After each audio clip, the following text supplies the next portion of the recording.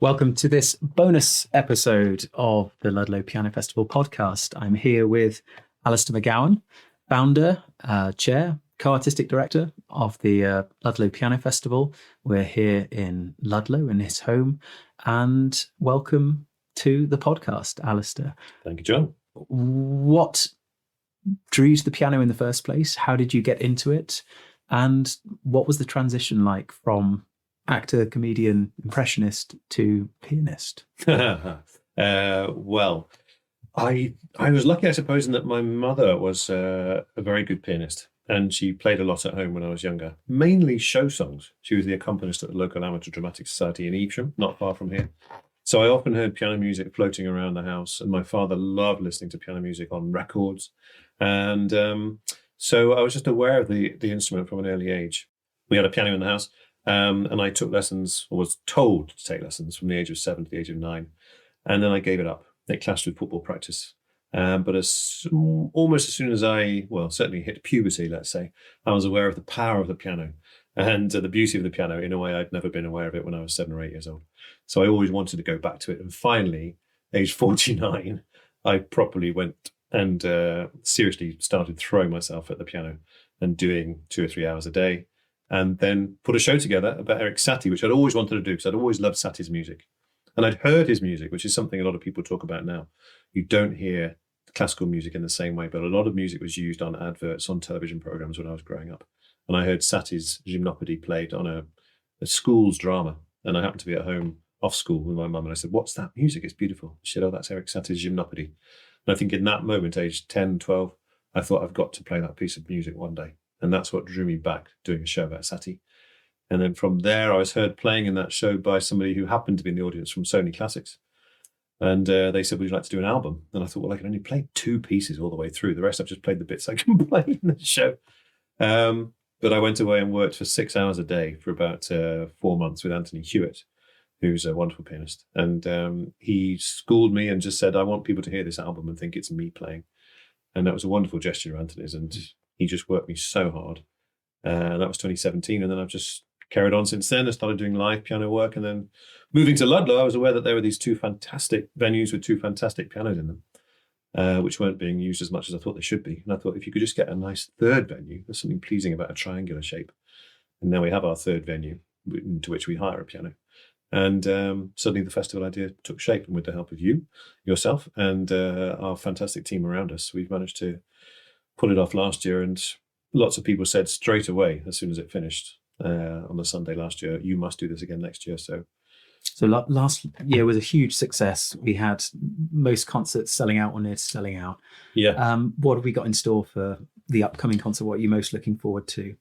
It's so hard to single anything out. I'm looking forward to absolutely every event, which is the nice thing. And I feel like a child let loose in a sweet shop and then told to pick his own sweets for everybody else to enjoy. It's been wonderful to say, this is one of my favorite pianists. These are my favorite pieces, and to have so many of them come and play. So I'm looking forward to absolutely everything. Silent movies with an accompaniment is something that I've been present at once or twice, and it's very special. And I've always loved Laurel and Hardy films, Charlie Chaplin, Buster Keaton. We've got one of each of their films, and that's being accompanied on a Sunday morning, the 26th. So I'm looking forward to that hugely. And some of the soloists as well. Martin James Bartlett is he won the Young Musician of the Year in 2014. I played in a concert with him once when I was just starting out, and I loved listening to and watching Martin. He plays the piano physically like nobody else I've ever seen. So I'm looking forward to seeing that. Our closing act was somebody who sent us a submission. We have quite a few people sending submissions and saying, "Could I play for you?" And this gentleman, Scipione San Giovanni, sent us something from Italy, and his style and his choice of music just bamboozled me. And he's going to be playing for us a mixture of things from Purcell, or Purcell, however you want to pronounce it, Bach, Vivaldi, through to Nirvana and Radiohead. And I just thought, this sounds remarkable. I said to him, "Can we call your show Baroque and Roll?" Perhaps not the most original pun, but he said yes, he liked that. So that's Baroque and Roll, and that's what you're getting. I think the punters are enjoying it as well. So good. When we first started talking about putting the first festival together last year, I know it was really important to you that it was eclectic and it appealed, widely, but also had lots more than just, piano recitals where you sit down, you listen, you walk away, that it was more engaging than that. How do you think you've sort of gone about talking to potential artists? We've had a lot of people and conversations around opening up the idea of what a piano recital is. What's that process been like? And have you found that artists have been very willing to sort of adapt to maybe playing slightly shorter works, or as you said, arrangements of maybe unusual things, an eclectic program that involves perhaps some dance elements or something else? Do you find people are very willing to do that sort of thing? Yeah, I think on the whole, one or two pianists aren't, and you respect that. And, I'm the same with my comedy. I'm sure you don't want to change the way you've always done something. But I think there is quite a feeling that, some of the presentation of classical piano music and music in general, classical music in general, can be quite staid. And nothing wrong with that. A lot of people enjoy that. But it's also nice to be able to break the rules a little bit. And I think coming at this world from the world of comedy and show business, if you like, I'm very keen to sell the show and to sell the music, because there is so much beautiful music and so many talented pianists. But perhaps they feel a little bit hidebound. And even though they can't admit it, because then they won't get booked, they can come to an event like ours and go, oh, the rules are there aren't any rules. Oh, okay. And I encourage everybody, because that's the show I've done myself rather cheekily at my level over the last 4 or 5 years on and off, of talking to the audience in between the pieces. And obviously in my case, telling jokes and doing impressions, which we're not expecting any of our pianists to do.